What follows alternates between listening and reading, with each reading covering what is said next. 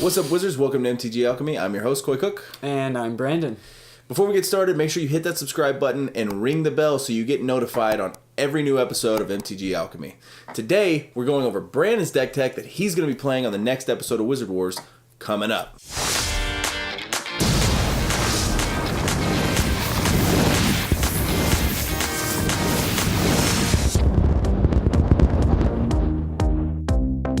Today we're going over Brandon's deck tech, but first, we want to give a shout out to all of our patrons. We appreciate all of you out there. Join our Patreon at patreon.com/mtgalchemy. From there, you'll get access to behind the scenes footage and even packs of Magic cards in the mail every single month. Also, we want to give a very special shout out to our friend over at MTG_card-crazy. Her name's Jen. She is awesome. She's got a fantastic Instagram page. You guys should check it out. A lot of cool stuff on there. Alright, so getting into Brandon's deck tech. So who are we playing with today? We're playing with Hapatra, Vizier of Poisons. Whenever Hapatra, Vizier of Poisons deals combat damage to a player, you may put a neg1/neg1 counter on target creature.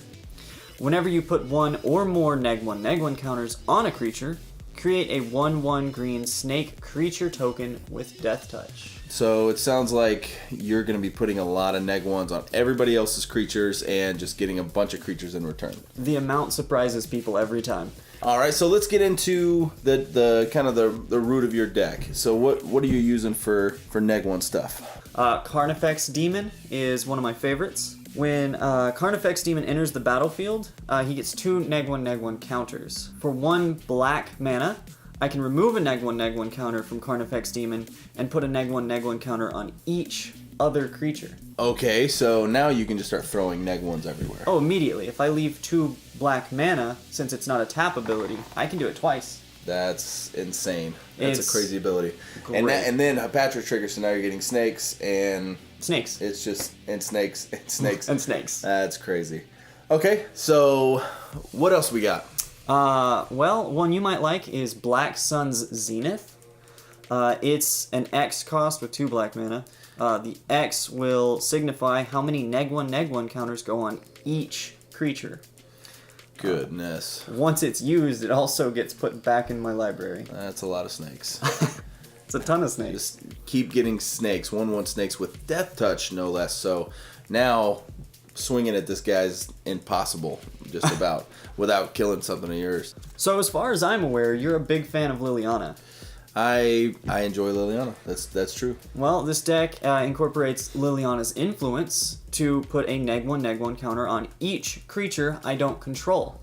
After which, I can search my library and or graveyard for a card named Liliana, Death Wielder. I have to reveal it, and then I can put it in my hand. Afterwards, I'll shuffle my library. Nice. No. And Liliana, Death Wielder, also deals in neg1/neg1 counters. Her neg1 is a neg1/neg1 counter anywhere I want. So he's just slinging negs everywhere. The fun part is the neg3 after I've spread all these is destroy target creature with a neg1/neg1 counter on it. That's disgusting. Another personal favorite of mine in this category is Archfiend of Ifnir. Whenever you cycle or discard another card, put a neg1/neg1 counter on each creature your opponents control. Goodness. So I've come up against quite a few decks that are mill or draw, and I even have Generous Patron in my own deck to draw every time I put a neg1 out. So Archfiend of Ifnir can trigger an unholy amount of times at the end of my turn. That's ridiculous. There are 2 last cards that I'd like to talk about in the just sweeping the board with neg1's category, and that would be Harbinger of Night alongside Midnight Banshee. Harbinger of Night reads, during my upkeep, put a neg1/neg1 counter on each creature. Midnight Banshee is a 5/5 with Wither, and she states, at the beginning of your upkeep, put a neg1/neg1 counter on each non-black creature. I saved these for last because a lot of the times I'll keep this in my hand. Specifically Midnight Banshee because I'll have a lot of snakes, which are green tokens. However, if I haven't generated a lot of those at the time, it's wonderful to use her with scarabs or any other black creatures on the field. Alright, so I'm assuming with all of these neg counters now, I'm assuming that you're going to get into stuff like Proliferate and Poison. That's actually exactly where this was going with Proliferate specifically. The first of which is my only creature with Proliferate, Plague Maw Beast. And in order to proliferate with Plague Maw Beast, I must tap him and sacrifice a creature, which is extremely easy when I'm generating a lot of tokens. Yeah, you just sack a snake and get 8 more snakes. That's stupid. Contagion Clasp is a really handy one in this category for the fact that it is a 2-drop colorless. When it enters the battlefield, I get to put a -1/-1 counter on a target creature. And then for 4 mana and tapping Contagion Clasp, I can proliferate. For those of you that don't know what proliferate means, if someone has a poison counter on them and someone chooses to proliferate, that means they can put another poison counter on that player without ever having swung a creature, without ever having turned one sideways. So, and it only takes 10 poison counters to kill someone. It doesn't take 40 life, it takes 10 poison counters. Mm-hmm. And the fun thing about Proliferate is it can be used for any counter on the board. If I have Liliana out, she gets played at a 5, and I Proliferate, I can choose to add another poison counter to you if you have one. I can add a loyalty counter to Liliana, and I can add a -1 to any amount of creatures that have a -1 on them. All with one Proliferate. That's disgusting. An upgraded form of that Contagion Clasp would be Contagion Engine. Now, it does cost quite a bit more, but when it enters the battlefield, I put a -1/-1 counter on each creature a target player controls, and then for the same cost as Clasp, 4 mana and tapping Engine, I can Proliferate, then Proliferate again. This is getting more and more disgusting.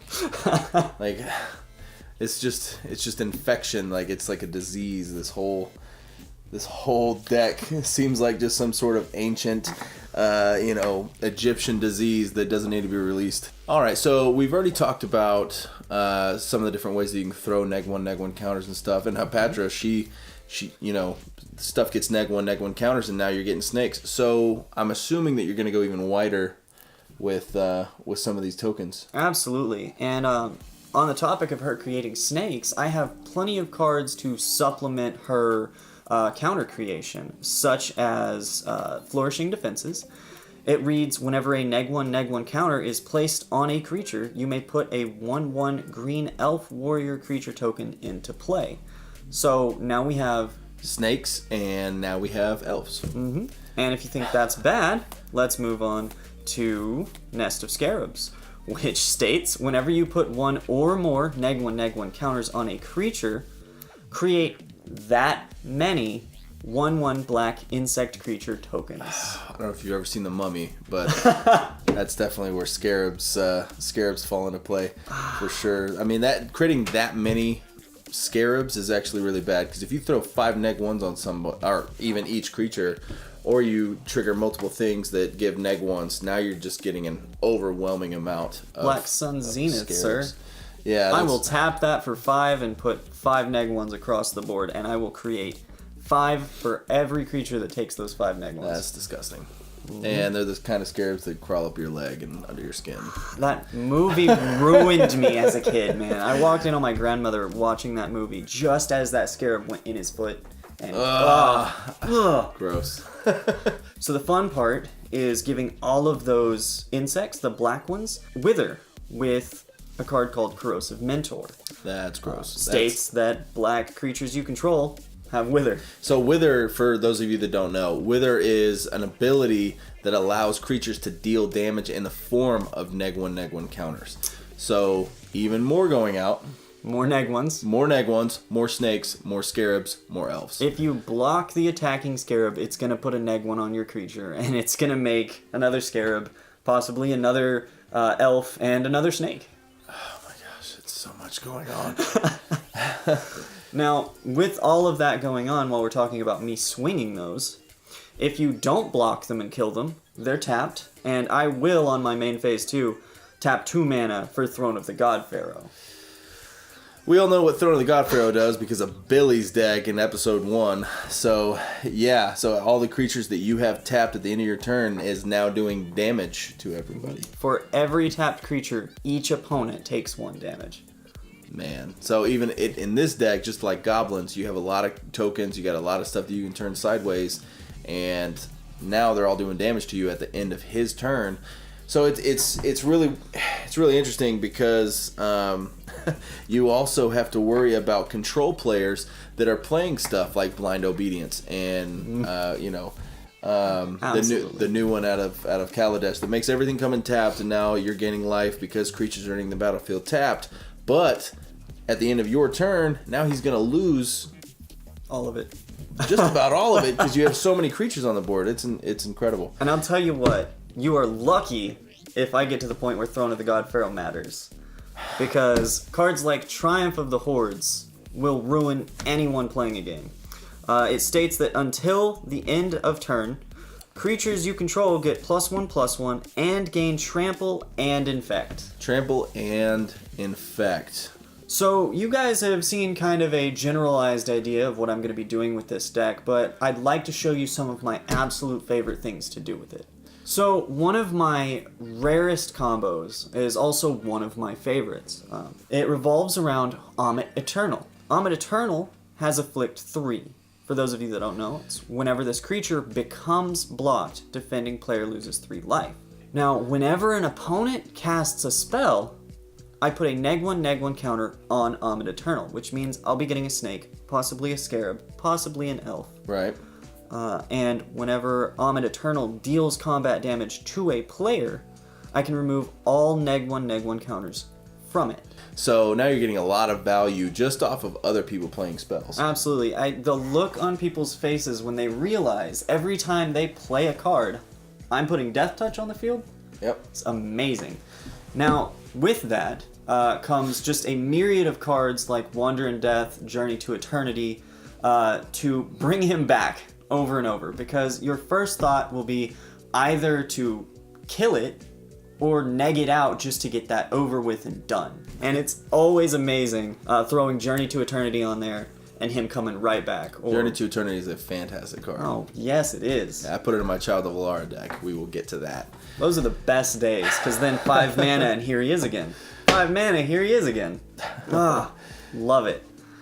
So moving on, Necro Skitter is invaluable. This is a disgusting card in this deck. Necro Skitter has Wither, but that doesn't matter.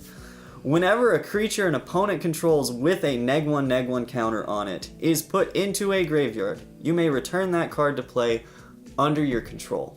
One of my most recent games with Necro Skitter was against a +1/+1 style deck. That's insane. It is. You could get so many. There's so many possible creatures, devastating creatures that you could get that way. One of which being Mana Gorger Hydra, which I did steal immediately. That's crazy, because you could have a lot of fight with a Mana Gorger Hydra. Oh, 100%. Because when somebody plays a spell, Mana Gorger Hydra goes up +1 every spell. But now you have to start negging it out to kill it to get it onto your side of the battlefield. And I think why I enjoyed this so much is, as I said earlier with Amit Eternal, right, there's that look on someone's face where they realize suddenly I can't play something without you getting a benefit. Let's just go ahead and move on to Viridian Longbow, which I think is easily my favorite card in this deck.